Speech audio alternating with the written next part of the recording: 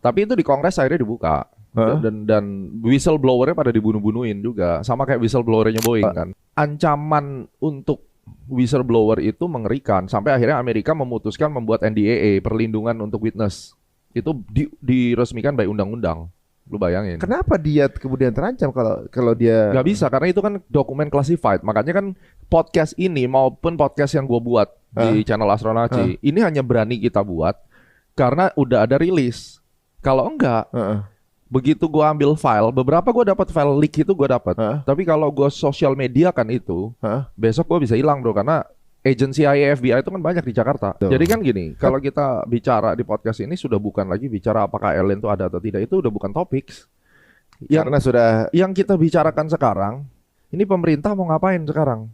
Karena semua negara-negara gede, Jepang yang paling dekat, dia sudah punya protokol untuk mitigasi UFO, alien. Sebelum keluar rilis ini? Sebelum keluar. 2019 Amerika mendirikan Space Force. Space Force, lu bayangin. Jaga-jaga kalau ada sesuatu gitu maksudnya. Bukan jaga-jaga. Kalau sampai Amerika bikin 2019, China 2020 bro, Rusia 2020. Ngapain negara-negara ini bikin Space Force? Emang mereka mau perang bintang di atas? Kalau perang mah ya langsung tembak aja kan di darat kan, di bumi kan.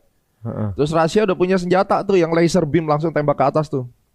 Loh, Amerika juga bikin. Kalau Indonesia udah belum?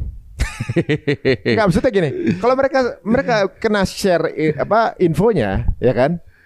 Berarti kan Cina dan Rusia itu terpapar. Makanya sekarang gini, inilah kenapa di podcast Ari Untung ini pemerintah mudah-mudahan dengar. Ini bukan lagi bicara mengenai ada atau tidak percaya atau tidak segala macam. Barangnya udah ada. Udah didisclose. Negara lain sudah punya Space Force, sudah punya aturan atau mitigasi kalau itu terjadi. Indonesia itu masih terjebak di dalam perdebatan kusir. Itu AI lah, itu pengalihan lah. Ini udah lewat masanya. Sekarang ini yang harus kita bicarakan nih, kalau di Monas tuh tiba-tiba muncul kapal yang gede, yang kita takutkan bukan aliennya bro, yang kita takutkan riot dan chaosnya bangsa ini, yang tiba-tiba orang merasa ini sudah mau akhir zaman, Dajjal udah datang, besok bawa golok nih studio dirampok kayak gitu doang, terus gimana? Udah nggak ada hukum lagi gitu ya. See you see? Dan itu sudah dikeluarkan oleh Deloitte. Deloitte itu big boys. Ya tau lah. Yang bikin ini kan. Deloitte itu kan perusahaan finance, investment, accounting publik. Oh kayak, itu. Ya kayak PwC, Deloitte kan. Dia ngeluarin apa? Dia ngeluarin jurnal atau paper bagaimana mitigasi Black Swan. Dianggap ini Black Swan.